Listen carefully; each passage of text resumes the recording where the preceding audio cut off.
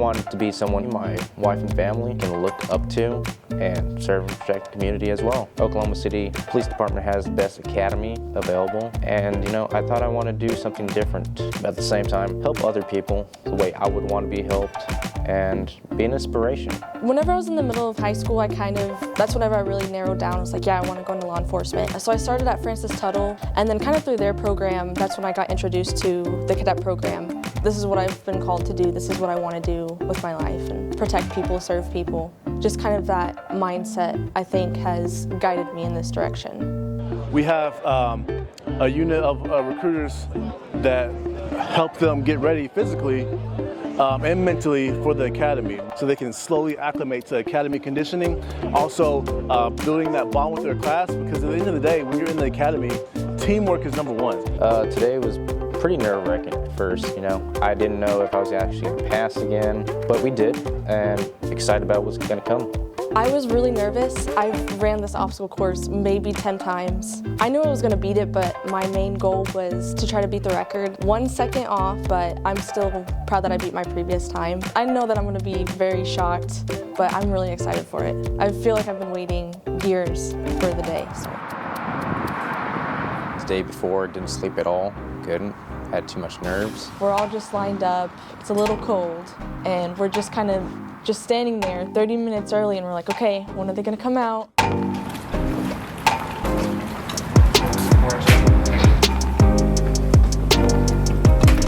They have us come in and just go to the classroom. We're just standing there for another 30 minutes until somebody finally comes in, and they're like, what are you doing? We're like, we don't know what we're doing. And so they're like, all right, you gotta go do the flags.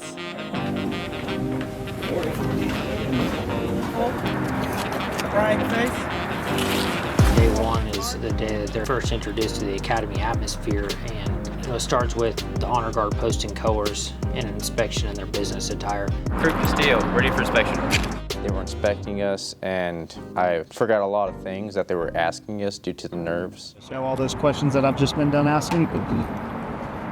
No, sir. When he got to me, I'm just like trying so hard not to look him in the eyes, and there's just so much stress, and he's asking you all these questions. Sorry, sir. Are you actually sorry, or did you just put on your wrinkly clothes because you didn't care? Thankfully for me, all the questions he asked, I was able to answer correctly, and he was like, oh, maybe you did study. I was like, silent little fist bump to myself.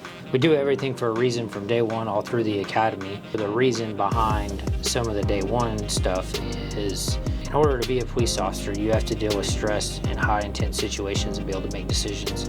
So our process in that stress inoculation on day one is try to make them make simple decisions under stress. Gear issue is when it kind of becomes intense. Good afternoon, sir.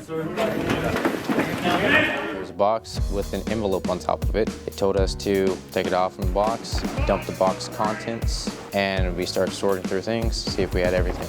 At the same time, they're yelling at us, and we don't even know what the things are, but we're just trying to guess what they are. If we got them correct, they would stop yelling at them. They start naming off all the little gear pieces, and they're like, if you just read it, it'll tell you what it is. And I'm over here trying to read it. I'm like, I don't see it anywhere on there. And I didn't have shoes given to me. And so he's like, where are your shoes? And I'm just like, I don't have shoes, sir. It is hectic, but that's really the point day one, is to really open their eyes to, here's the academy and here's what stress is gonna feel like in the way of trying to complete a simple task under stress. They're like, get up the stairs, get all your stuff. And so I'm over here trying to just grab everything as I go, and I'm just like, this is impossible. You're not ready because your stuff's not in your hand. Hurry up! There is no way anybody gets all their stuff up there. Hurry up! Don't look at me. Get your butt out there. Hurry up! A lot of us came back down, including me, not properly in uniform, and that got us sent to the pit. Let's go! When you say go to the pit, it is a physical training session as a result of some shortcoming with that academy class. It has been a while since I've actually had to push myself past my limitations like that. Exercise. 1, 2, 3. 1 up. 2. Now 3.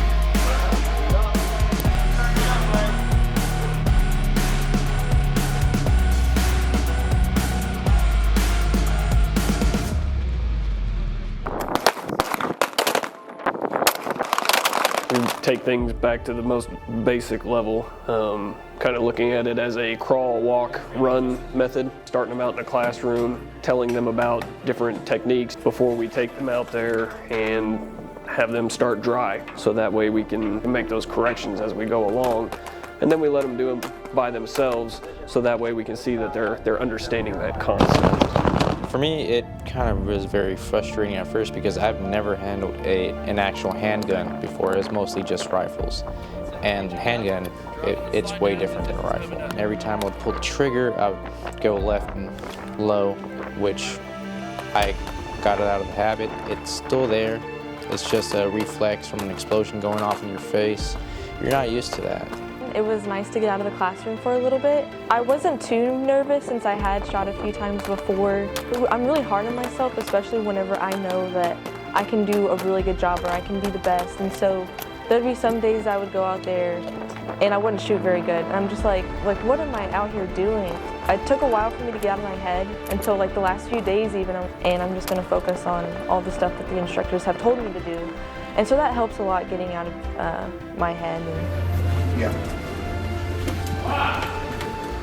Attention! 149, integrity, compassion, accountability, respect, equity. The FTO mentor is more like a drill instructor. Your job is to make sure that recruit is abiding by the policies. They understand our core values. But the FTO mentor not only ensures the recruit is abiding by all that stuff, you're also controlling their PT. We became more of a team, so we have a thing going now where we help each other and our weaknesses. We've come together and we're helping each other out with that. We go above and beyond in the way of teaching more. We have more hours of training than a Quick Basic Academy. Theirs is about 600. We're somewhere around 1,050 hours.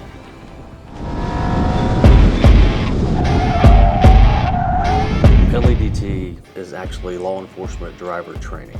So it's teaching our officers how to operate their marked police cars in a manner that's a little bit different than, your 16-year-old learning how to drive. It was pretty fun, pretty much an adrenaline rush the whole time. Driving fast, learning new tactics, new maneuvers, hitting your apexes. It was a lot of fun, and especially whenever you're driving really fast through a course, because there's so much more turning, there's so many more cones, so much more braking and everything. Your instructor's right there with you, making sure you do everything correctly. Well, I didn't even really have a good understanding of the course to begin with. And my instructor was like, cones, cones, cones, shuffle, shuffle. And I just blew straight through the cones, like completely forgetting that they were there. And that just put it in perspective, just how much different it is driving fast and like that. Talk about the safety for the officers, the safeties for the public that we're driving around, and we even talk about the safety of that person that we're chasing. Hello, sir. My name is Xerxes Castillo with the Oklahoma City Police. Hey, how you doing, man? Doing good. How can I help you, sir? De-escalation is incorporated in a multitude of things that we do. They're doing it in their scenarios. De-escalation goes hand in hand with response to resistance. We're de-escalating prior to take care of that situation. CIT is crisis intervention training, and it's training that's specialized to dealing with individuals in crisis. Every recruit class does receive that training. It's specialized training to deal with individuals in crisis. They learn things from major disorders, de-escalation training, communication, and most importantly, officer well-being. I'm really excited for being able to do all the scenarios because, even just doing the few that we have done, I'm just like, man, how would I handle this? And you're like, wow, this is what I'm going to be doing every day. Well, I feel like I advanced a lot since I started. I've been PTing a lot better since I started. I think I built up a lot more stamina for running, which is great because we'll probably be doing a lot of that when we get out of here. DCDT stands for De-escalation Control and Defensive Tactics.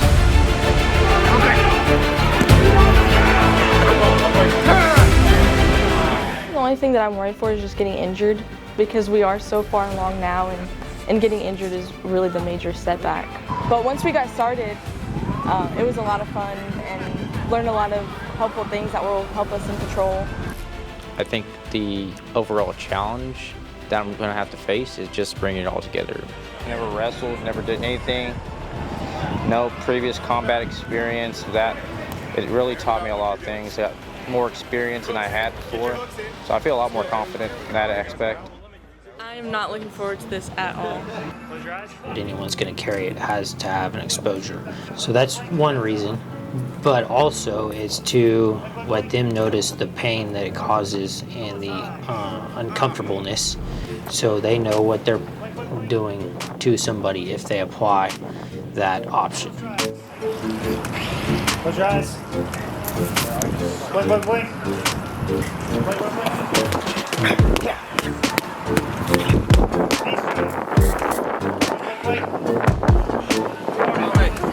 Yep, right there. Protect yourself. He's got it at you. Protect yourself. Get back! Get back! Taser, taser. So taser, some of the same principles as in the recruit will be able to notice what it's like when they do that to someone else and take the subject in custody while we're under control.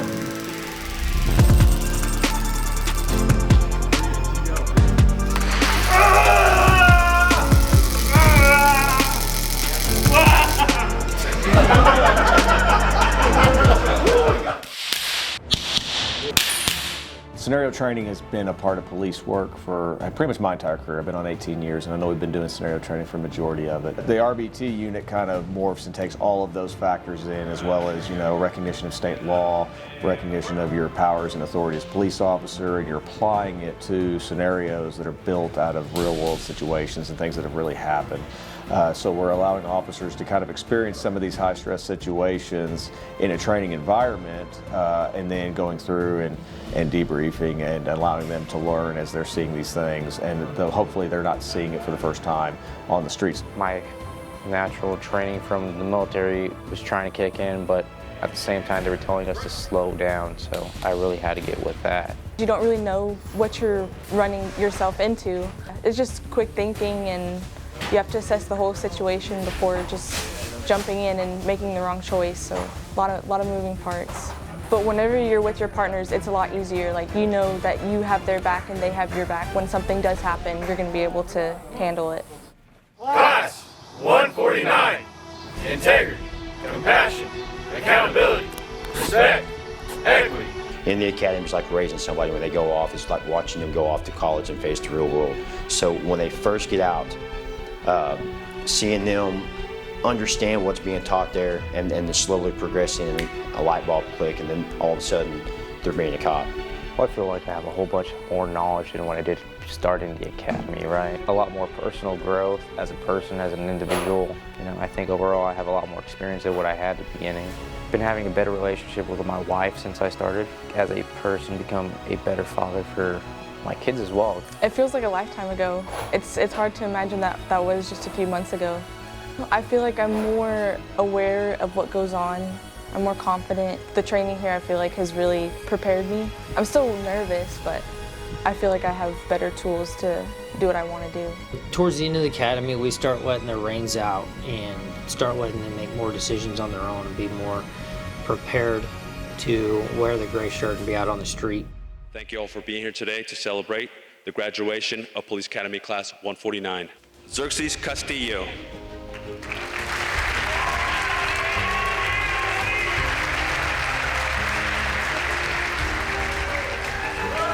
Kahlan Fuller.